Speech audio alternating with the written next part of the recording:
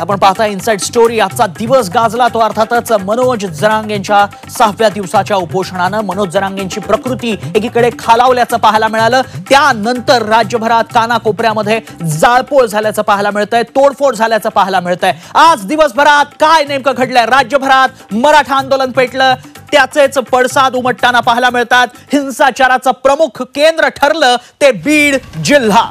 होय, बीड जिल्हा हे हिंसाचाराचं प्रमुख केंद्र ठरल्याचं पाहायला मिळालंय। बीड मध्ये जाळपोळ झाली आहे, नेत्यांची घरं जाळण्यात आली आहेत, आमदारांची घरं जाळण्यात आली आहेत, पक्ष कार्यालयं जाळण्यात आली, नगर परिषदाही यातनं सुटलेल्या नाहीत। आज दिवसभरातली सगळ्यात महत्त्वाची 6 दृश्य झी 24 तासवर आत्ताच्या क्षणाची बघतोय आपण। महत्त्वाची मोठी घटना बीड मध्ये घडली। बीड हे केंद्रस्थान ठरलंय आज दिवसभरातल्या घडामोडींचं। बीड जिल्ह्यात दिवसभर हिंसक आंदोलनं करण्यात आली, त्याची बित्तम बातमी झी 24 तासनं सगळ्यात आधी सगळ्यात वेगवान तुमच्यापर्यंत पोहोचवली। बीड कसं ठरलं हिंसक आंदोलनाचं केंद्रस्थान ही दाखवणारी ही 6 दृश्य आहेत। आज दिवसभरात घडलेल्या या 6 महत्त्वाच्या घटना आहेत। बीड जिल्ह्यातल्या या घटना आहेत। ठिकठिकाणी जागोजागी जाळपोळ करण्यात आली। या आंदोलनाला हिंसाचाराचं गालबोट लागल्याचं चित्र बीड मध्ये पाहायला मिळालंय। या सगळ्या घटना सविस्तर पाहायच्या आहेत इनसाइड स्टोरी मध्ये। त्यामुळे आज या सगळ्या घटना बीड मध्ये घडलेल्या आहेत। हिंसाचार घडलेला आहे, आंदोलनाला गालबोट लागल्याचं पाहायला मिळतंय। आमदार प्रकाश सोळंकेंचे बंधू धैर्यशील सोळंकेंचं बीड शहरातलं सुंदर नावाचा बंगला देखील आंदोलकांनी दगडफेक करून पेटवलाय। आमदार प्रकाश सोळंकेंच्या बंधूंचा बंगला पेटवण्यात आला। बीड शहरातील सुंदर बंगला आंदोलकांनी पेटवलाय। सोळंकेंच्या बंधूंचं हे निवासस्थान तेही आंदोलकांच्या या हिंसाचारातनं सुटलेलं नाही। हिंसाचार करण्यात आलाय, मोठ्या प्रमाणात जाळपोळ झाली आहे। नेत्यांची घरं असतील, आमदारांची घरं असतील, नगर परिषदा असतील, काहीही सुटलेलं नाही। जाळपोळ सगळीकडे पाहायला मिळते। बीड शहरातील सुंदर बंगला हा धैर्यशील सोळंकेंचा आहे। धैर्यशील सोळंके आमदार प्रकाश सोळंकेंचे बंधू। गाडीचा बॉम्ब। मराठा आंदोलनाला हिंसक वळण लागलंय। संतप्त मराठा आंदोलकांनी बीडच्या माजलगावचे राष्ट्रवादीचे आमदार प्रकाश सोळंकेंच्या घरात शिरून आवारातल्या गाड्या पेटवल्या। माजलगाव मधल्या सोळंकेंच्या घराचं गेट तोडत आंदोलकांनी जोरदार दगडफेक केली। एवढंच नाही, आंदोलक दगडफेक करूनच थांबले नाहीत, तर दगडफेकीची त्यानंतरची ही दृश्य संतप्त आंदोलकांनी थेट पेटवल्या गाड्या, घरावर दगडफेक करण्यात आली। ही सगळी दृश्य कैद झाली ती झी 24 तासच्या कॅमेरामध्ये। संतप्त आंदोलकांनी घरावर दगडफेक केली, घोषणाबाजीही केली, तसंच तिथं असलेल्या गाड्या पेटवल्या। दगडफेकीत सोळंकेंच्या घराच्या काचा फुटल्या, गाडी जळाल्यानं मोठं नुकसान झालं।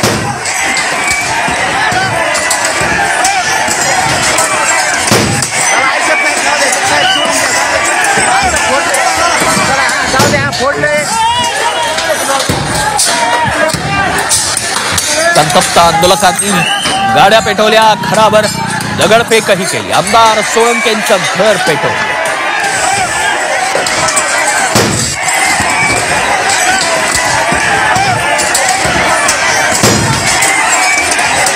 झी 24 तासची खास बातचीत केली आमदार सोळंकेंनी। तेव्हा काय म्हटलंय आमदार सोळंकेंनी? एक्सक्लुझिव्ह बातचीत केली, बघा।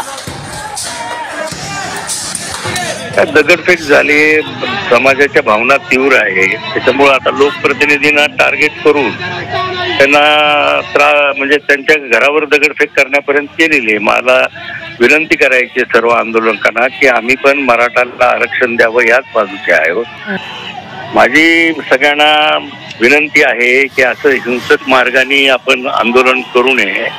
लोकप्रतिनिधी म्हणून आम्ही तुमच्या मागणीशी सहमत आहे, तरी आम्हाला म्हणजे टार्गेट करण्यात काही अर्थ नाहीये। माझी विनंती आहे सगळ्यांनी शांततेच्या मार्गाने हे करावं। या जाळपोळीच्या घटनेनंतर मनोज जरांगेंनी काय प्रतिक्रिया दिली आहे बघूया।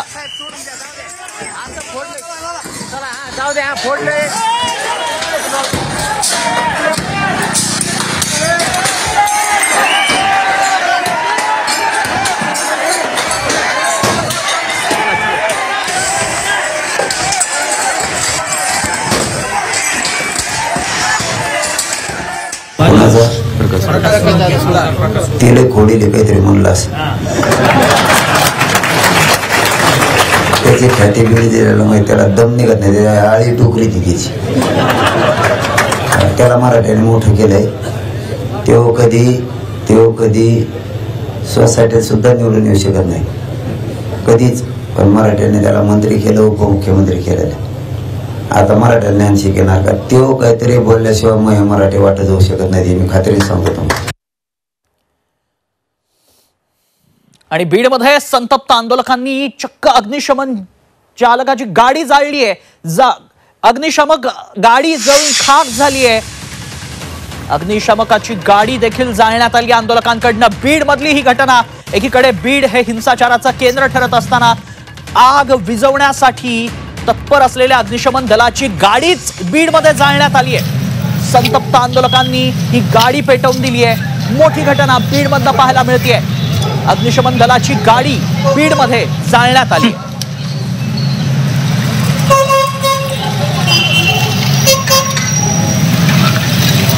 दृश्य आपण बघतोय. अग्निशमन दलाची ही गाडी आग विझवण्यासाठी जात असताना या गाडीला देखील सोडण्यात आलेलं नाही. हिंसाचार सुरू आहे तो बीडमध्ये, तो असा. अग्निशमन दलाची गाडी देखील आंदोलकांनी सोडलेली नाही. अग्निशमन दलाची गाडी जळून पूर्णतः खाक झाल्याचं या दृश्यांमध्ये आपण पाहतोय. एक्सक्लुझिव्ह दृश्य आपण झी24 तासवर बघतोय. आता संध्याकाळ झालेली आहे, रात्र झालेली आहे, तरी देखील या घटना सुरूच असल्याचं पाहायला मिळत आहे. बीड मध्ये अग्निशमन दलाची गाडी जाळण्यात आली.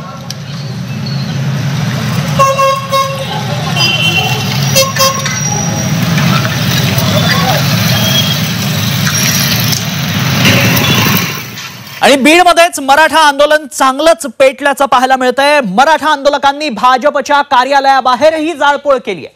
तोडफोड करण्यात आली आहे. मराठा आरक्षणाच्या मागणीसाठी बीड पेटल्याचं चित्र पाहायला मिळतंय. एकीकडे नेत्यांच्या घरांची जाळपोळ सुरू आहे, दुसरीकडे आंदोलकांनी पक्षाच्या कार्यालयांनाही लक्ष केल्याचं पाहायला मिळालंय.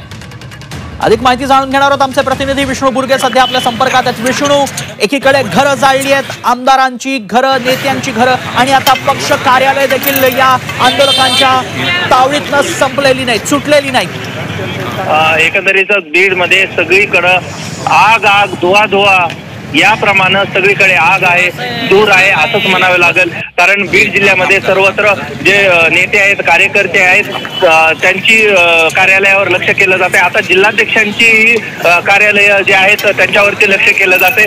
बीड जिल्ह्यामध्ये हिंसक वळण जे आहे ते या आंदोलनाला लागलेलं आहे. पोलीस असतील किंवा जिल्हाधिकारी आहेत, त्यांनी शांततेचं वेळोवेळी आवाहन केलेलं आहे. मात्र सकाळपासूनच ती जी लोन सुरू झालेलं आहे ती संपत नाहीये. अनेक ठिकाणी जे आहेत ते आंदोलक अजूनही रस्त्यावरती जाळपोळ करताना पाहायला मिळत आहेत. अनेक नेत्यांची, खरं तर नेत्यांवर या सगळ्या जे आंदोलनकर्ते आहेत त्यांचा रोष आहे आणि या सगळेजण जे आहेत ते अजूनही जाळपोळ करताना पाहायला मिळत आहेत आणि कार्यालय अजूनही जे आहे ते पेटवून दिले जात आहेत. अग्निशामक दलाच्या गाड्या विझवण्यासाठी जात आहेत, तर त्या अग्निशामक दलाच्या गाड्या आहेत ते थांबवल्या जात आहेत आणि त्या देखील पेटवून दिल्या जात आहेत. अशा पद्धतीचं जे आहे ते चित्र बीडमध्ये सध्या तर पाहायला मिळत आहे. पोलीस फोर्स सुद्धा येणार आहे, बाहेरून सुद्धा मागवलेला आहे अशी माहिती देखील कळते. मात्र काही रात काही धुवा अशी परिस्थिती सध्या तरी शहराची झाली असंच म्हणावे लागेल. तन्मय, धन्यवाद विष्णू, आपण दिलेल्या सगळ्या सविस्तर माहितीसाठी. आणि बीड हे सगळ्या या प्रकाराचं केंद्रस्थान ठरलेलं आहे. बीड शहरातच मराठा आंदोलनाला हिंसक वळण लागलंय. क्षीरसागर काका पुतण्यांचं कार्यालय देखील आंदोलकांनी पेटवून दिलं. राष्ट्रवादीचे शरद पवार गटाचे आमदार संदीप क्षीरसागर यांच्या घरावर दगडफेक करण्यात आली आणि त्यानंतर त्यांचं कार्यालय पेटवून देण्यात आलं. दुसरीकडे संदीप क्षीरसागर यांचे काका भाजपचे नेते जयदत्त क्षीरसागर यांच्या कार्यालयाचीही जाळपोळ करण्यात आल्याचं पाहायला मिळालंय.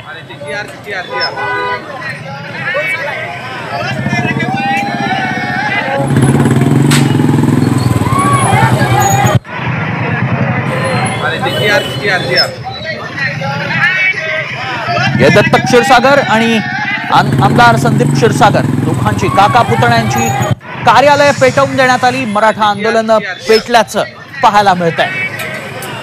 त्यामुळे काका पुतण्यांची ऑफिसेस जाळण्यात आल्याचं पाहायला मिळालं. मराठा समाज आक्रमक झालाय, रस्त्यावरती उतरलाय, जाळपोळीला सुरुवात झाली आहे. यातून नेत्यांची कार्यालय, नेत्यांची घरं सुटलेली नाही.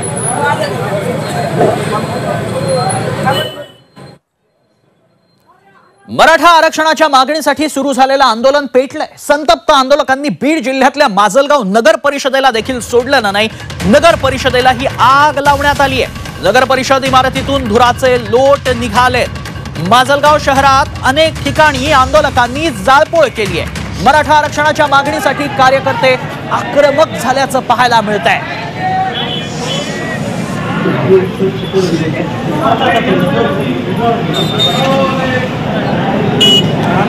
माजलगाव नगर परिषदेला आग लागल्याचं पाहायला मिळालं आणि या आगीत नगर परिषदेचं मोठ्या प्रमाणात नुकसान झाल्याचंही पाहायला मिळालं. ही आग प्रचंड प्रमाणात भडकल्याचं पाहायला मिळालं. माजलगाव नगर परिषदेची ही इमारत आहे. या इमारतीलाच आग लावण्यात आली. त्यानंतर पुराचे प्रचंड लोट दूरवरनं पाहायला मिळत होते.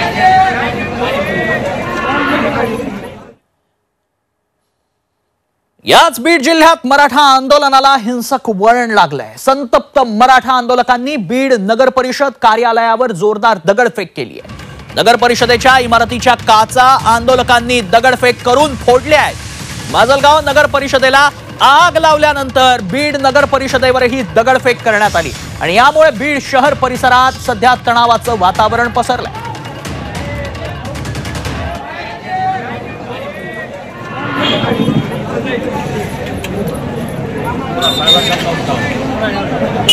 अंदर कोण आहे अंदर?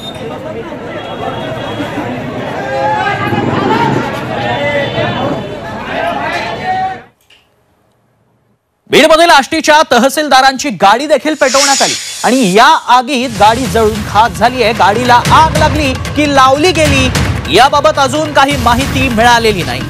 बाब अस्पष्ट आहे. मात्र ही गाडी पेटवल्याचा संशय पोलिसांना आहे. राज्यभरात मराठा आंदोलन सुरू आहे.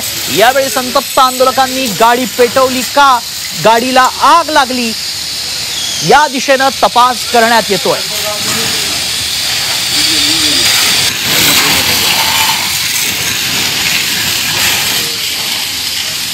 बीडमध्ये तहसीलदाराची गाडी पेटवण्यात आली आहे. मात्र या गाडीला आग लागली की लावण्यात आली हा प्रश्न अजूनही अनुत्तरित आहे आणि याबाबत तपास केला जातोय.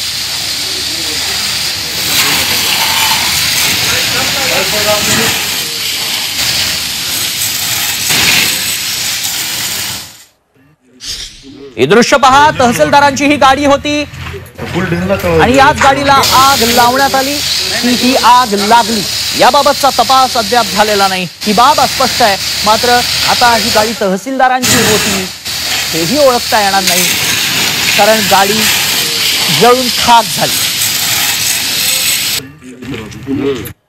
राज्यभर मराठा आंदोलन चांगलंच पेटलं. आक्रमक झालेल्या मराठा आंदोलकांनी राष्ट्रवादी भवनच पेटवून दिलं. आधी आंदोलकांनी राष्ट्रवादी भवनाची तोडफोड केली आणि त्यानंतर 3 मजली इमारत पेटवून दिली. आगीत इमारत जळून खाक झाली आहे. बीडमधील हे राष्ट्रवादी भवन शरद पवार गटाचं होतं. या ठिकाणी आंदोलकांनी जोरदार घोषणाबाजीही केली. सध्या इथं तणावपूर्ण शांतता आहे. एनसीपी भवन शरद पवार गटाचं हे एनसीपी भवन 3 मजली एनसीपी भवन डोळ्या देखत आगीच्या भक्षस्थानी पडलं. आंदोलकांनी याला आग लावली त्यामुळे बीडमधलं मराठा आंदोलन चांगलंच चिघळलं. यातनं पक्षांची कार्यालय देखील सुटलेली नाही.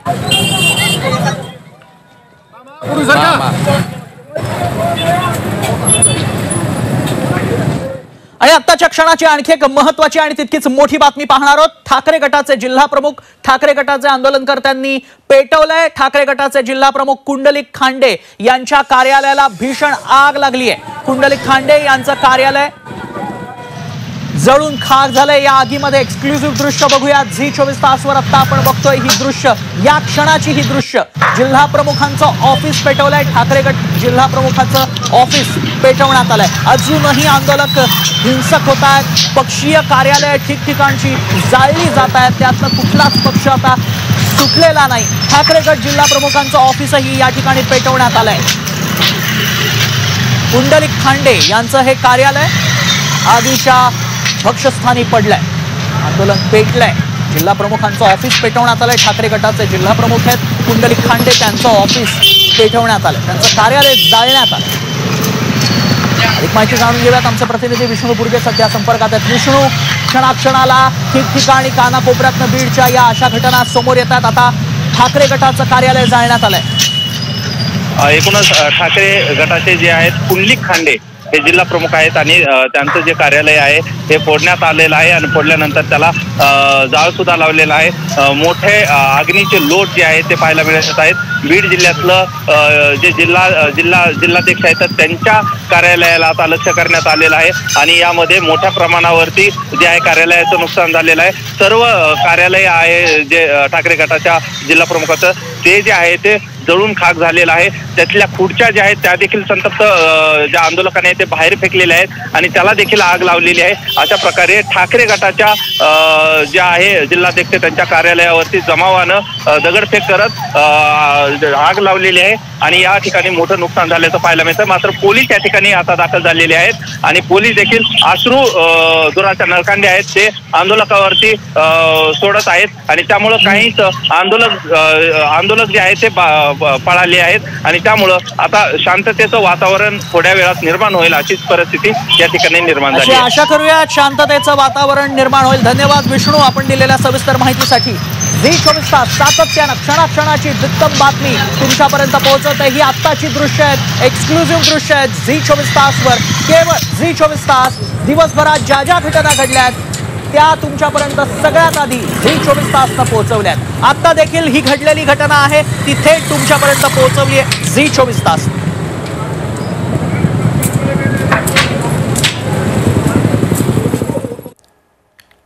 इकडे भाजपचे आमदार प्रशांत बंब यांच्या कार्यालयाचीही तोडफोड करण्यात आली. संभाजीनगरच्या गंगापूर शहरातील छत्रपती शिवाजी महाराज चौकात असलेल्या आमदार बंब यांच्या कार्यालयात आंदोलक घुसले. त्यांनी ऑफिसच्या काचा, भाजप नेत्यांच्या तसबिरींची तोडफोड केली. मोठ्या प्रमाणात तोडफोड करण्यात आल्याचं पाहायला मिळालं. मराठा आरक्षणासाठी ही तोडफोड करण्यात आली. आमदार प्रशांत बंब यांचं हे कार्यालय, मात्र या कार्यालयातील एकही काच शिल्लक राहिलेली नाही.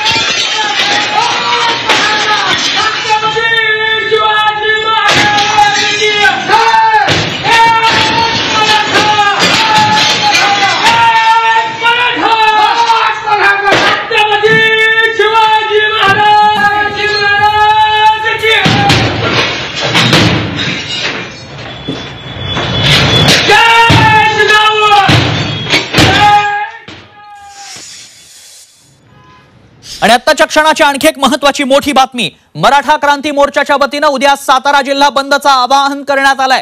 जरांगे पाटील यांची प्रकृती खालावल्यानं आणि सरकारकडून अजून निर्णय होत नसल्यानं मराठा क्रांती मोर्चा सातारा यांची जिल्हा बंदीची हाक देण्यात आली आहे. त्यामुळे उद्या सातारा बंदची हाक देण्यात आली आहे. मराठा आरक्षणाचा निर्णय होत नसल्यानं सातारा बंद राहणार आहे अशी हाक देण्यात आली आहे. उद्या सातारा जिल्हा बंदची हाक देण्यात आली आहे. त्यामुळे या हाकेला कसा प्रतिसाद मिळतो ते पाहणं महत्वाचं असणार आहे. मराठा आंदोलक आक्रमक झालेत. आता राज्यात त्याचे पडसाद उमटताना पाहायला मिळत आहेत. बीड त्याचं केंद्रस्थान असलं तरी आता सातारा बंदची ही हाक देण्यात आलेली आहे. जरांगे पाटलांची प्रकृती एकीकडे खालावली आणि त्यानंतर या घटनांना सुरुवात झाल्याचं पाहायला मिळत आहे. सगळ्यात आधी सातत्यानं ज्या ज्या बातम्या या संदर्भातल्या घडतायत त्या झी24 तास तुमच्यापर्यंत सगळ्यात आधी पोहोचवत आहे. आजच्या क्षणाची आणखी एक महत्वाची बातमी झी24 तासवर.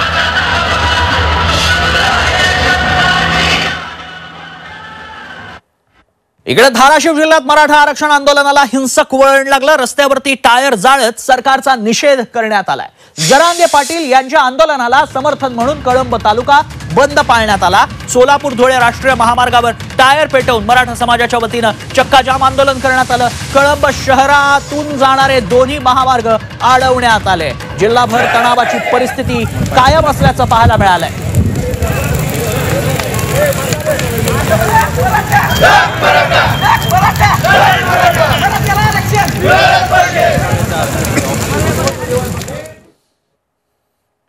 यवतमाळमध्ये मुख्यमंत्र्यांच्या कार्यक्रमात गोंधळ झाल्याचं पाहायला मिळालं। मराठा आंदोलकांनी काळे झेंडे दाखवत मुख्यमंत्र्यांच्या विरोधात निदर्शनं केली। या मराठा आंदोलकांना पोलिसांनी ताब्यात घेतलं। शासन आपल्या दारी या कार्यक्रमासाठी मुख्यमंत्री एकनाथ शिंदे यवतमाळमध्ये आले होते। यावेळी मराठा आंदोलकांनी गोंधळ घातला। दरम्यान मराठा समाजाला टिकणारं आरक्षण देऊ, फसणारं आरक्षण देणार नाही अशी ग्वाही यावेळी मुख्यमंत्र्यांनी दिली आहे।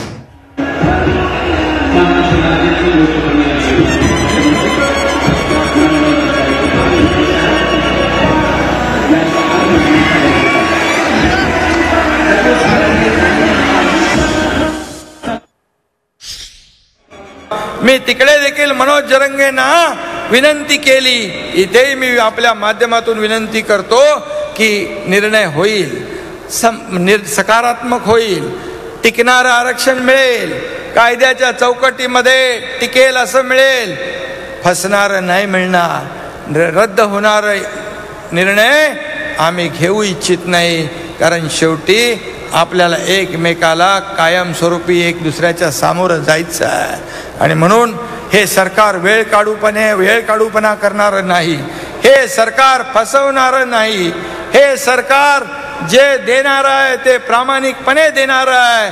आणि म्हणून सरकारची विनंती आहे की थोडा वेळ आपण दिला तर सगळ्यातून मार्ग निघेल। दुसरीकडे महाराष्ट्राच्या गृहमंत्र्यांनी ताबडतोब राजीनामा द्यावा अशी मागणी खासदार सुप्रिया सुळे यांनी केली आहे। राज्यात आमदारांची घरं जाळली जात आहेत, कायदा सुव्यवस्था बिघडलाय, त्यामुळे गृहमंत्र्यांनी राजीनामा द्यावा असा संताप सुळेंनी व्यक्त केलाय।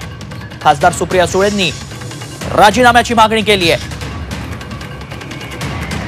महाराष्ट्रामधल्या एका आमदाराच्या घरामध्ये जाळपोळ झालेली आहे। हा अतिशय गंभीर विषय आहे आणि महाराष्ट्राच्या गृहमंत्र्यांनी राजीनामा दिला पाहिजे, कारण का एका सिटिंग आमदाराच्या घरात जाळपोळ झाली आहे। त्याच्यानंतर माजलगावच्या पंचायत समितीची बिल्डिंग जी मी तुमच्याच सगळ्यांच्या चॅनलवर आता पाहिली, तिथे जाळपोळ चालू आहे।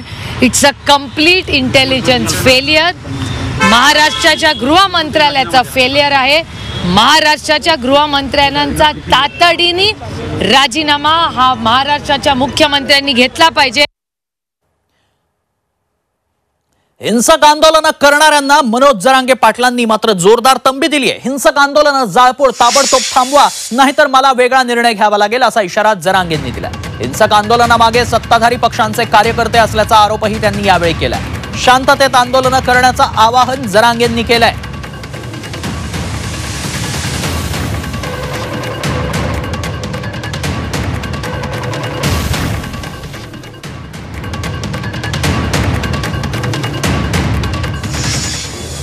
जाळपोळ करू नका, उद्रेक करू नका, हे कोण करतंय ही थोडी शंका असो किंवा नसो, परंतु मी महाराष्ट्रातल्या मराठा समाजाला आज जाहीर आवाहन करतोय, आज रात्रीत आणि उद्या दिवसात मला कुठेही जाळपोळ केलेल्याची किंवा कोणाच्या घरी, नेत्यांच्या घरी आपण बळत गेलेल्याची बातमी आली नाही पाहिजे। नसता मला उद्या संध्याकाळी प्रेस घेऊन वेगळा निर्णय घ्यावा लागेल।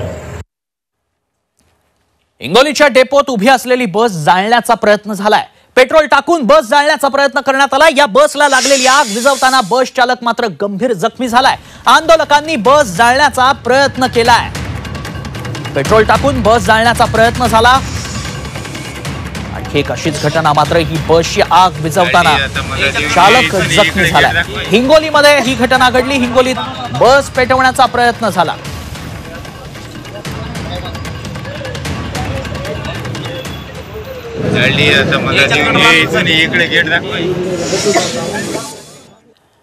दरम्यान मराठा आंदोलनाचा भडका एसटी वाहतुकीला फटका त्यामुळे बसल्याचं पाहायला मिळालंय। राज्यभरात 30 आगारामध्ये एसटी वाहतूक पूर्णतः ठप्प झाली आहे। मराठा आंदोलनात 2 दिवसात 13 बसेसची तोडफोड झाली। एसटी वाहतूक ठप्प झाली आहे, त्यामुळे अर्थातच प्रवाशांचे हाल होत आहेत।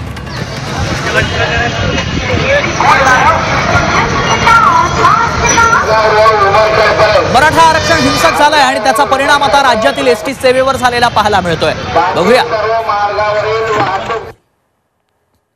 मराठा आरक्षणाचा राज्यात एसटी सेवेवर परिणाम.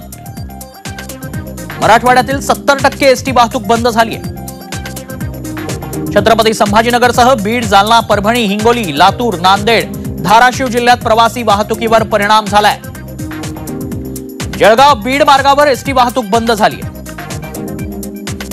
तर राज्यभरात 30 एसटी आगारांची वाहतूक पूर्णतः बंद आहे. रविवारी दिवसभरात 9 बसेसची तोडफोड झाली होती.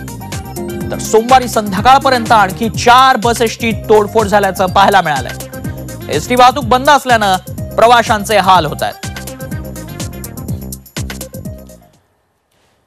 आज आंदोलनाच्या 6व्या दिवशी मनोज जरांगेंची प्रकृती खालावली आणि बोलताना अचानक ते कोसळले. 6व्या दिवशी जरांगेंची प्रकृती प्रचंड खालावली. उपोषण सुरू असताना जरांगे बोलायला उभे राहत होते त्यावेळी ते खाली कोसळले. जरांगेंच्या अंगात त्राणच नाहीये. त्यांना प्रचंड अशक्तपणा आलाय. त्यांच्यात बोलण्याची शक्तीही उरलेली नाही. गेले 6 दिवस त्यांनी उपचारांनाही नकार दिलाय. ही दृश्य सगळ्यात आधी झी24 तासनं दाखवली.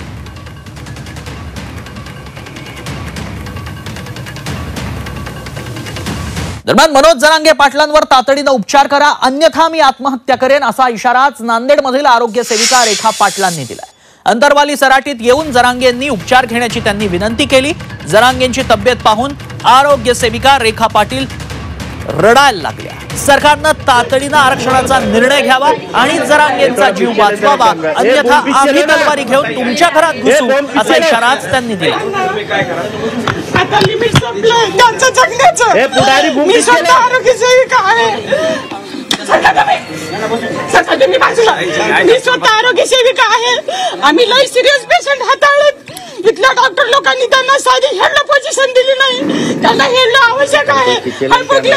हायपोकॅल्सिमिया व्हायलाय. पूर्ण डिहायड्रेट माणूस झाला. त्याची एक पैसे मरायली. आपण त्याला तर म्हणते पण त्याची ट्रीटमेंट करा.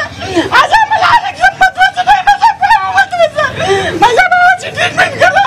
आज माझ्या भावाला वाचवा. हे बघायचं काम आपलं नाही. आपण त्याचा शब्द पाळलाय पण आपला शब्द त्यांनी पाळला पाहिजे. आपण इथं मरवतो असं नाही. इथं जीव देऊ. शासनाला मी एवढं सांगते, माझ्या भावाचा जर हृदय बंद पडला,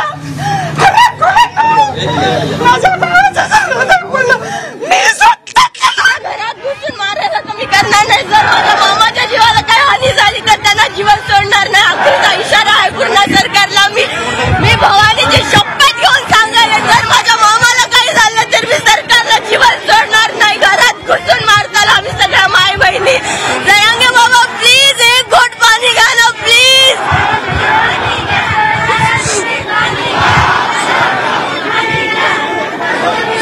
प्लीज मला 2 मिनिटं येऊ द्या ना मामामध्ये. मी सकाळपासून बोलायले ना तुम्हाला.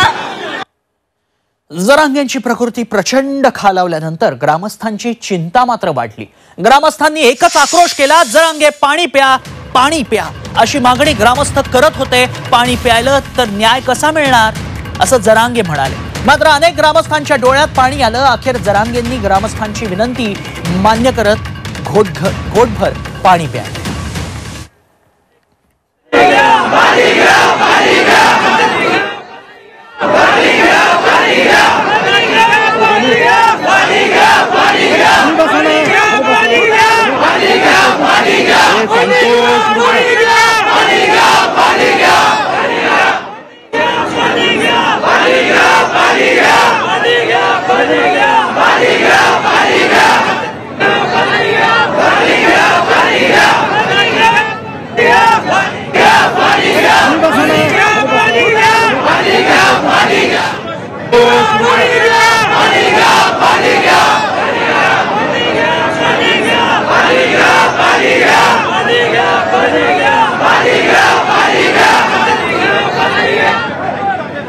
मराठा आरक्षणासंदर्भातली आत्ताची सगळ्यात महत्त्वाची बातमी. ज्या मराठा नागरिकांकडे कुणबी असल्याच्या नोंदी सापडल्या त्यांना तात्काळ कुणबी प्रमाणपत्र देण्यात येणार आहे.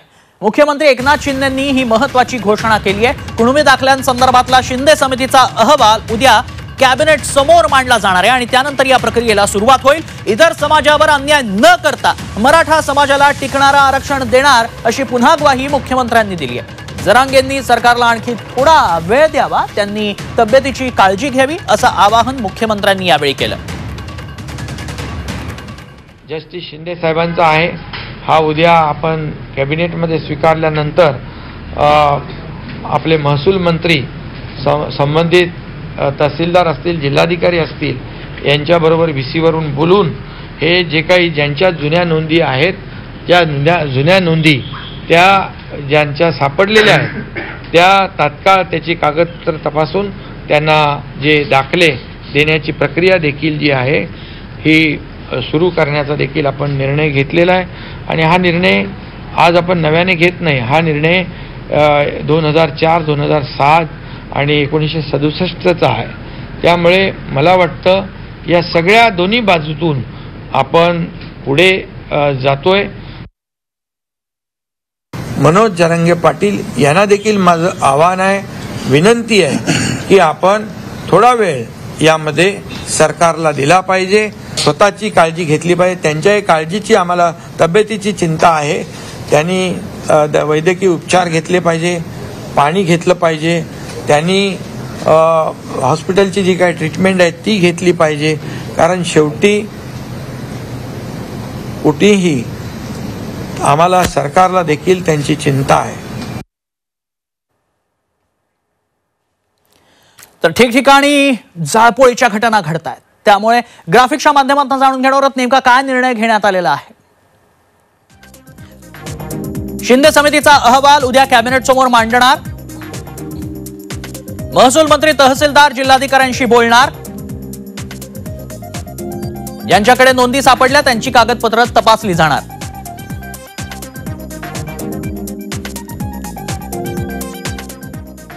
आणि आजच्या याच मुद्द्यावर जाणून घेणार आहोत इनसाइड स्टोरीच्या एडिटर्स टेकमधून राजकीय विश्लेषक श्रीमंत माने सरांकडनं. सर, तुम्ही कसं बघता या सगळ्या मुद्द्यांकडे? मला असं वाटतं की आपल्या राजकीय भवितव्याचा अजिबात विचार न करता मराठा समाजाबद्दलचा निर्णय कुणीतरी पुढे येऊन घेण्याची गरज आहे. विशेषतः मुख्यमंत्री आणि दोन्ही उपमुख्यमंत्री यांनी या संदर्भात विचार करायला पाहिजे. कारण ही मागणी न्याय आहे आणि त्याचबरोबर त्याच्या मागे एक लॉजिक आहे, एक तर्क आहे की एकूण OBC समाजाला दिलं गेलेलं जे आरक्षण आहे ते आणि त्यांची लोकसंख्येचं प्रमाण या संदर्भातले अनेक जणांनी तो मुद्दा समोर केला आहे की 64% लोकसंख्या टोटल मराठा असं मिळून जर असेल आणि त्याच्या निम्म आरक्षण जर दिलं जात असेल OBC प्लस त्याचे अन्य काही आरक्षण, तर मला वाटतं की ही एक न्याय भूमिका घेऊन आणि सगळ्या ऐतिहासिक ज्या नोंदी, कोर्टाचे निकाल आहेत, ब्रिटिशांच्या काळातल्या सगळ्या जे काही पुरावे आहेत ते पाहिलं तर मराठा आणि कुणबी एकच आहेत असं साधारणपणे सूर येतो आहे. आणि मग त्यासाठी मला वाटतं की राज्य सरकारमधल्या कोणीतरी किंवा या तिघांनी राजकीय फायद्याचा किंवा राजकीय नुकसानीचा विचार न करता या संदर्भात काहीतरी सकारात्मक निर्णय घेणं गरजेचं आहे. नक्कीच. धन्यवाद सर आपण दिलेल्या सविस्तर प्रतिक्रियेसाठी. तर विशेष अधिवेशन घेतल्यावर मराठ्यांना टिकणारं आरक्षण मिळेल का, हा पोल प्रेक्षकांसाठी होता, आजचा प्रश्न होता. बघूयात काय उत्तर दिलेलं आहे. 73% लोकांना वाटतंय होय, विशेष अधिवेशन घेतल्यावर टिकणारं आरक्षण मिळेल. मात्र 27% लोकांना वाटतंय नाही.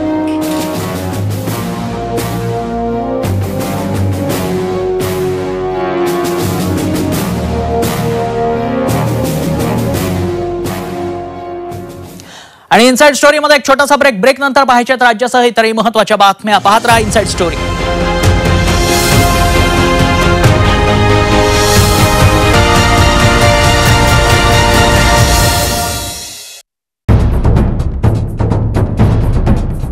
सह्याद्रीची उंची म्हणजे